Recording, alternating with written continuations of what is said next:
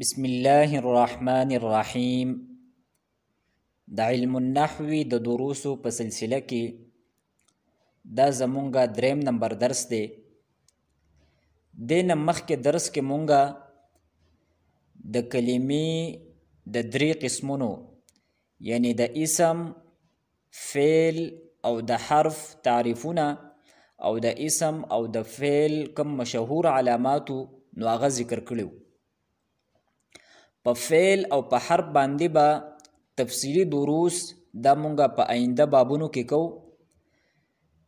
په دې ځای کې به مونږه د اسم درې تقسیمونه په مختلفو اعتباراتو سره دا په تفصیل او په وضاحت سره د الله په فضل او په توفیق سره ذکر کو. د اسم لومبی تقسیم به مونږه کو د تعداد په اعتبار سره. د اسم دویم تقسیم به مونږه کو د تذکیر و تانیث په اعتبار سره او د اسم دریم تقسیم به مونږه کو د تعریف و تنکیر په اعتبار سره. نو د اسم لومبی تقسیم دی د تعداد په اعتبار سره. نو د تعداد په اعتبار سره د اسم درې قسمونه دي. نمبر 1 واحد، نمبر 2 تثنیه او نمبر 3 جمع. واحد هغه اسم ته وایي چې هغه په یو څیز باندې دلالت کوي. مثلا رجل یو سړی، امرأة یو ښځه، قلم یو قلم، کتاب یو کتاب. نو واحد هغه اسم ته وایي چې هغه په یو څیز باندې دلالت کوي. دویم قسم دی تثنیه. تثنیه هغه اسم ته وایي چې هغه په دوو څیزونو باندې دلالت کوي. بیا به په حالت رفعی کې، او د حالت رفعی نه مراد زمونږ دا دی کچری تثنیه په ترکیب کې فاعل واقع وي، نائب فاعل واقع وي، مبتدا واقع وي یا د مبتدا خبر واقع وي. نو بیا به د تثنیه په اخر کې الف او نون وي، لکه رجلانی، مسلمانی، عالمانی، عاقلانی. نو چې کله تثنیه په حالت رفعی کې وي نو تدې په اخر کې به الف او نون وي، او د الف نه مخکې همیشه د پاره فتحه وي. او چې کله تثنیه په حالت نسبی کې وي، د حالت نسبی نه مراد دا دی چې په ترکیب کې مفعول به جوړیږي، مفعول له، مفعول فيه، مفعول معه، حال، تمیز وغیرہ. په دې سیزونو کې یو سیز واقع کیږي. یا تثنیه په حالت جری کې وي، یعنی په تثنیه باندې د حروف جاره نه یو حرف داخل شوی وي، یا په ترکیب کې دا د مضاف د پاره مضاف الیه جوړیږي. نو په حالت نسبی او په حالت جری دواړو کې به د تثنیه په آخر کې یا او نون وي. یعنی په حالت رفعی کې چې دا کم الف ته نو دغه الف دا به په یا سره بدلیږي. یعنی د رجلان نه بشي رجلین، د قلمان نه بشي قلمین، د کتابان نه بشي کتابین. نو دا کومې خبرې چې مونږه عرض کړې ته دې خلاصه دا ده چې تثنیه دا هغې اسم ته وایي چې هغه په دوو څیزونو باندې دلالت کوي. چې کله تثنیه په حالت رفعی کې وي نو ته دې په آخر کې به الف او نون وي، او چې کله تثنیه په حالت نسبی او په حالت جری کې وي نو ته دې په آخر کې به یا او نون وي. او دا خبر به مونږه یاد ساتو که تثنیه خوا که په حالت رفعی کې وي او که په حالت نسبی او جری کې وي ته دې دا کم نون چې دی په آخر کې چې کم نون راځي نو دا نون دا به مکسور وي، لکه قلمان، عالمان یا عالمین، عاقلین وغیرہ وغیرہ. د عدد په اعتبار سره د اسم دریم قسم دی جمع. جمع هغه اسم ته وایي چې هغه په دریو باندې یا د دریو نه په زیاتو څیزونو باندې دلالت وکړي. جمع هغه اسم ته وایي چې هغه په 3 څیزونو باندې یا د 3 نه په زیاتو څیزونو باندې دلالت کوي. لکه رجال، نو رجال 3 سړو ته ویل کېږي او د 3 نه زیاتو ته ویل کېږي. اقلام 3 قلمونو ته ویل کېږي او د 3 نه زیاتو ته ویل کېږي. کتب 3 کتابونو ته ویل کېږي او د 3 نه زیات کتابونو ته هم ویل کېږي. دلته به د فائدې په تور باندې دا خبره مونږه یاد ساتو او دا خبره صاحب کتاب وروستو په خپله هم ذکر کړې ده او هغه خبره دا ده چې کومه تثنیه ده نو تثنیه دا د عربی ژبې خصوصیت دی. واحد د عربی زبان او د عربی ژبه داسې ده چې په هغې کې د تثنیې دپاره ځان له لفظ استعمالیږي. تدې نه علاوه د نورې چې کومې ژبې دي خوا که انګلیش دی که اردو ده که پښتو ده نو په دې کې د تثنیې دپاره لفظ نه استعمالیږي بلکې واحد وي او واحد پسې جمع وي. البته چې کومه عربي ده نو په عربۍ کې واحد وي بیا تثنیه وي او بیا جمع وي. نو چې دا خبره هم زمونږه په ذهن کې وي. اوس راځو مونږه کتاب له د سلاید نمبر 131 له دا کمی خبرې چې مونږه ذکر کړي نو دا خبرې صاحب کتاب هم ذکر کړي دي. نو فرمائی عادت کے اعتبار سے اسم کی 3 قسمیں ہیں. واحد، تثنیہ، جمع. واحد وہ ہے جو ایک کے بارے میں بتائے جیسے رجل ایک مرد، امرأۃ ایک عورت. تثنیہ وہ ہے جو 2 کے بارے میں بتائے اور یہ صیغہ واحد کے آخر میں الف نون یا نون جس کا ماقبل مفتوح ہو لگانے سے بنتا ہے. یعنی کم واحد دے لکه بالفرض رجل لے نو که حالت رفعی کی وی ده نو مونږ به تدې په آخر کې الف او نون ولګو او د الف نه مخکې به مونږه فتحه ولګو نو د رجل نه به شي رجلانې.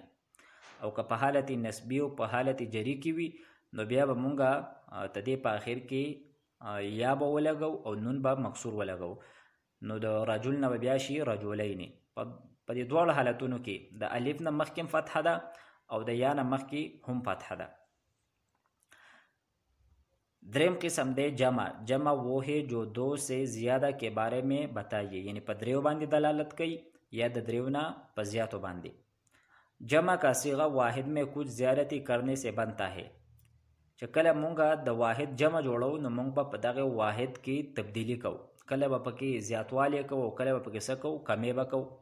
لکه مثلا د رجل جمع ده رجال یا د قلم جمع ده اقلام، د کتاب جمع ده کتب.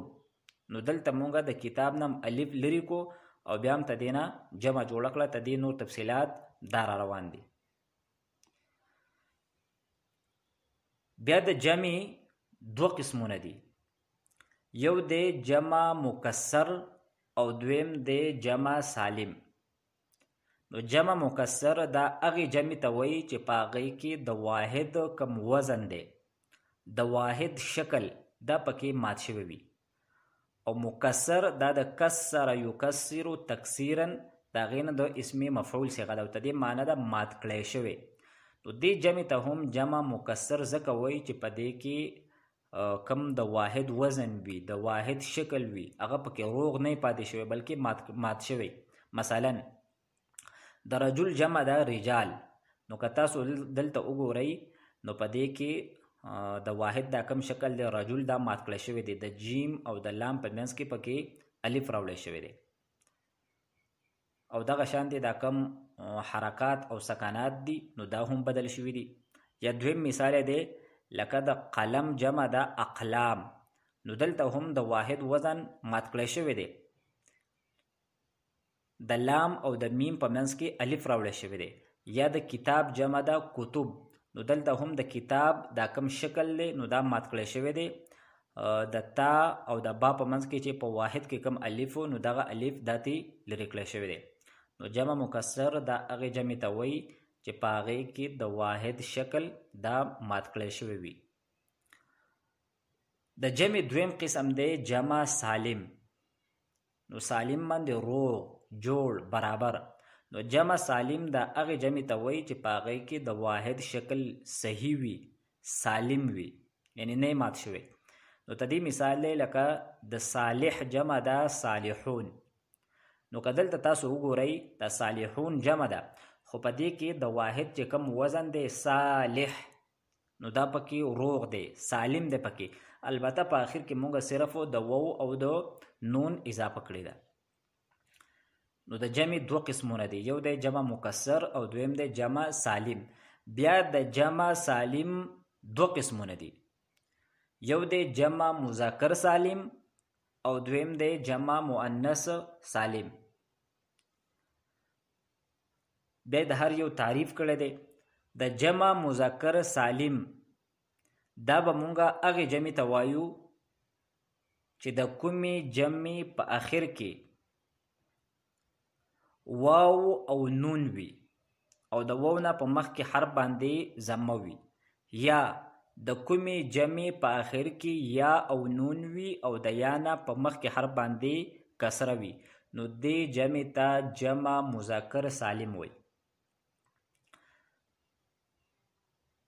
دا واو او نون دا په هغې جمع مذکر سالم کې راځي چې کومه جمع مذکر سالم په حالت رفعی کې وي. یعنی کچری جمع مذکر سالم په حالت رفعی کې وي، یعنی په ترکیب کې فاعل واقع کیږي، نائب فاعل واقع کیږي، یا مبتدا واقع کیږي، یا د مبتدا خبر واقع کیږي، نو بیا به تدې په آخر کې واو او نون وي او د واو نه به په مخ کې حرف باندې ضمه وي لکه صالحون. او کچری په حالت نسبی او په حالت جری کې وي، نو بیا به تدې په آخر کې یا او نون وي او د یا نه به په مخ کې حرف باندې کسره وي لکه صالحین.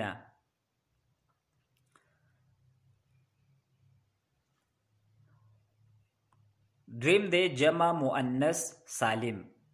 نو جمع مؤنث سالم دا هغې جمع ته وایي چې د هغې په آخر کې الف او تا راغلی وي.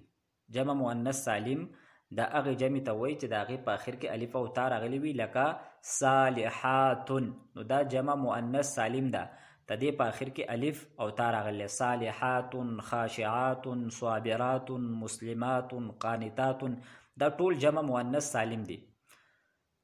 نو چې په زمونږ په ذهن کې دا خلاصه وي چې د جمع دو قسمونه دي، یو دی جمع مکسر او بل دی جمع سالم. بیا جمع سالم مونږه په دوو باندې تقسیم کړه، یو دی جمع مذکر سالم او بل دی جمع مؤنث سالم. تدې ذکر به خو بار بار راځي، نو تاسو په دې ځای کې ځان په دې باندې پوهه کوئ. اوس راځو مونږه د صاحب کتاب عبارت لا سلائڈ نمبر 132 لا. جمع کی دو قسمیں ہیں، نمبر 1 جمع مکسر، نمبر 2 جمع سالم. جمع مکسر وہ ہے جس میں واحد کی شکل ٹوٹ جائے، جیسے رجلن کی جمع رجالن. جمع سالم وہ ہے جس میں واحد کی شکل صحیح سالم ہو، جیسے صالحون کی جمع صالحون. جمع سالم کی دو قسمیں ہیں، جمع مذکر اور جمع مؤنث. جمع مذکر سالم وہ ہے جس کے آخر میں واو او نون جس کا ماقبل مضموم ہو، جیسے صالحون، یا نون جس کے ماقبل مکسور ہو، جیسے صالحین. او دا خبر به مونږه یا ساتو چې د تثنیې نون هغه مکسور وي، خو که په حالت رفعی کې وي او که په حالت نسبی یا جری کې وي. او کم د جمع مذکر سالم په آخر کې چې کم نون راځي نو دا به مفتوح وي، خو که په حالت رفعی کې وي او که په حالت نسبی او په جری کې وي لکه صالحون او صالحین. جمع مؤنث سالم وہ ہے جس کے آخر میں الف او تا ہو، جیسے صالحات. اوس راځو مونږه سلائڈ نمبر 133 لرا واحد تثنیه او جمع کی پہچان. نو ان شاء الله تعالی په دې کلمونو سره به دا خبره نور هم واضح شي. دا عابد تدې تثنیه دا عابدان او جمع دا عابدون. دا صالح تثنیه دا صالحان او جمع دا صالحون. دا رجل تثنیه دا رجلان او جمع دا رجال. دا ابن تدې تثنیه دا ابنان او جمع دا بنون. دا قلم تثنیه دا قلمان او جمع دا اقلام. او دا اسد تثنیه دا اسدان او جمع دا اسدن. نو کدلته تاسو غور وکئ نو دا کما تثنیه ده، نو تدې دا څونه مثالونه چې د عابدان، صالحانی، رجلانی، ابنانی، قلمانی، اسدانی، نو دا ټول په حالت رفعی مثالونه دي. کم واحد دی نو تدې په آخر کې مونږه د الف او د نون مکسور تدې اضافه کړی ده او د الف نه مخکې فتحه ده. نو یو خبره چې زمونږ په ذهن کې دا وي چې په دې کې دا کم نون دی نو په ټولو کې مکسور دی. البته اوس که دا مونږه حالت نسبی او حالت جری ته اړو نو بیا مونږ داسې وایو دا الف به مونږ په یا سره بدلو نو د عابدین صالحین رجلین ابنین قلمین او اسدین داسې به جوړ شي. او کما جمع ده نو عابدون او صالحون دا جمع مذکر سالم دي ځکه چې د دې په آخر کې واو راغلی دی او نون مفتوح راغلی دی. دغه شانتي دا کم بنون دی بنون نو دا هم جمع مذکر سالم دی ځکه چې د دې په آخر کې واو او نون راغلی دی. او د عابدون صالحون بنون دا په حالت رفعی کې دي او که د دې حالت نسبی او حالت جری نو دا به وي عابدین صالحین او بنین. او کم رجال لفظ نو رجال دا جمع مکسر دی ځکه چې په دې کې د واحد وزن مات شوی دی. اقلام هم جمع مکسر دی او اسد دا هم جمع مکسر دی ځکه چې د اسدون کم وزن دی نو هغه برقرار نه دی. په اسدون کې په حمزه او په سین باندې فتحې دي او په اسدون کې په حمزه باندې ضمه ده او په سین باندې جزم ده. سلائیڈ نمبر 134 جمع مکسر اور جمع سالم کی پہچان. نو جمع مذکر مکسر او جمع مؤنث مکسر. جمع مکسر د مذکر هم راځي او د مؤنث هم راځي لکه څنګه چې جمع سالم د مذکر هم راځي او د مؤنث هم راځي. نو چې کوم جمع مذکر مکسر دي نو هغه مثالونه ورکړل. رجال دا د رجل جمع ده، انبیاء دا د نبی جمع ده، عباد دا د عبد جمع ده، بیوت دا د بیت جمع ده، علماء دا د عالم جمع ده، منازل دا د منزل جمع ده او دراهم دا د درهم جمع ده. نو که ستاسو خیال وي نو په ټولو کې د واحد وزن دا مات کړی شوی دی. او بیا د جمع مؤنث مکسر دا غي مثالونه دي. نو زوارب دا د زاربتون جمع ده، سوائم د سائمتون جمع ده، خواشع د خاشعتون جمع ده، عوامل د عاملتون جمع ده، عوابد د عابدتون جمع ده، سواجد د ساجدتون جمع ده او خشعون د خاشعتون جمع ده. نو په دې کې هم د واحد چې کوم وزن دی نو دا پکې مات کړی شوی دی نو دا جمع مؤنث مکسر دی. بیا د جمع مذکر سالم مثالونه ورکړل. صابرون، قانتون، صائمون، خاشعون، عاملون، ساجدون، عابدون. نو د دې ټولو په آخر کې واو راغلی دی او نون مفتوح راغلی دی. او که د دې حالت نسبی او حالت جری مونږ وایو نو هغه به صابرین، قانتین، صائمین، خاشعین، عاملین، ساجدین او عابدین. او بیا د جمع مؤنث سالم مثالونه ورکړي دي. صابرات، قانتات، صائمات، خاشعات، عاملات، ساجدات، عابدات. د ټولو په آخر کې الف او تا راغلي دي. بیا واحد کې تثنیه او جمع تلاش کیجیے. نو دا لاندې واحد صيغه ورکړي دي چې تاسو ته د تثنیه او جمع د بره کم 12 الفاظ دي نو په دې کې تلاش کړئ. نو لومبه لفظ د عاقلتون ته د تثنیه د عاقلتان او جمع د عاقلاتن. دویم لفظ د درهم نو ته د تثنیه د درهمان او جمع د دراهمو. دریم لفظ د رجل ته د تثنیه د رجلان او جمع د رجالن. سلورم لفظ د قانتتن قانتتن ته د تثنیه د قانتان او جمع د قانتاتن. پنځم لفظ د عالم نو ته د تثنیه د عالمان او جمع د علماء. او شپږم لفظ د عابد ته د تثنیه د عابدان او جمع د عابدون. واحد تثنیه او جمع کی پہچان کرے. رجل واحد دے، تثنیه رجلان دا او جمع رجال لا. وس دا لاندې جملې ورکړي دي چې په دې کې تاسو د واحد او د تثنیه او د جمع پہچان وکړئ. نو العاصفه دا واحد دے. الاشجار العاصفه تقلع الاشجار وتهدم البيوت وتحمل الاشجار الى مكان بعيد.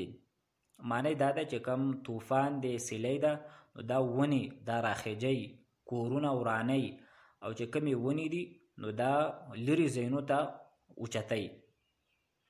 نو اشجار دا جنبه مکسر دی او تدی چې کم واحد دی نو دا شجره دی. دا شجره جمع دا اشجار. او بیوت دا هم جمع مکسر دی او تدی واحد دی بیت. دویمه جمله دا فدخل الاطفال في البيوت ودخل الناس في الحجرات.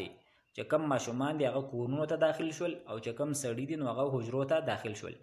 نو اطفال دا د طفل جمع مکسر ده، او بیوت دا خو مونږ ذکر کو چې دا د بیت جمع مکسر ده، او حجرات دا جمع مؤنث سالم ده ځکه چې د دې په آخر کې الف او تا راغلی دی، دا جمع ده د حجرتون. درېمه جمله ده بقي هود والصالحون وهلكت عاد بالكفر،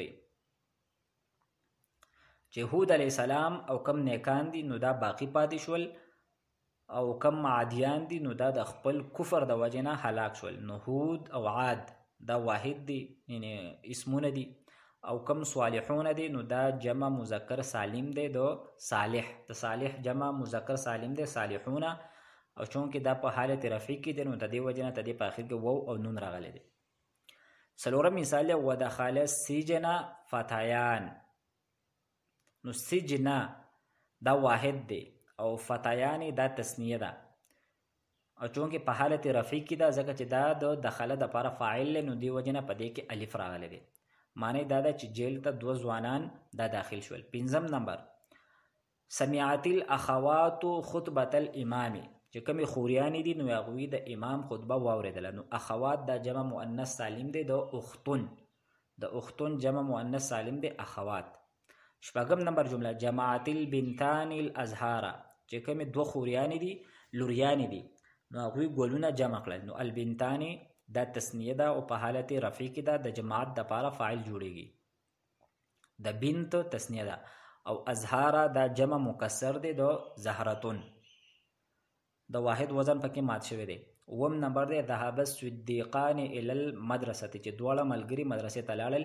نو الصدیقان دا تثنیه ده او په حالت رفع کې ده نو دې وجې نه پکې الف ما قبل دا مفتوح دی، دا مرفوع دی په الف ما قبل فتحې سره. درجہ ذیل الفاظ میں سے واحد تثنیہ تلاش کر کے لکھیے. دا 10 الفاظ ورکړي دي چې په دې کې تاسو واحد او تثنیه او جمع دا پکې تلاش کړئ. یعنی دا لاندې کالم ورکړی دی دا جمع چوته لیکلي ده، قصور، جبال، ازهار، جنات، عیون، نو دا ټول جمع دي. موږ ته وایي تاسو ته دې تثنیه او واحد تلاش کړئ. نو یو په خپل ذکر کړی دی د قصور، تثنیه ده قصوران، او واحد دی قصر. دویم لفظ دی جبال، نو جبال جمع ده او تدې تثنیه ده جبالان، او واحد دی دی جبل. نو جبل جبالان او جمع ده جبال. دریم لفظ ازهار، نو دا جمع ده، تدې تثنیه ده زهران، ازهار تثنیه ده زهران، او واحد تدې ده زهرون، نو زهرون، زهران او ازهارون.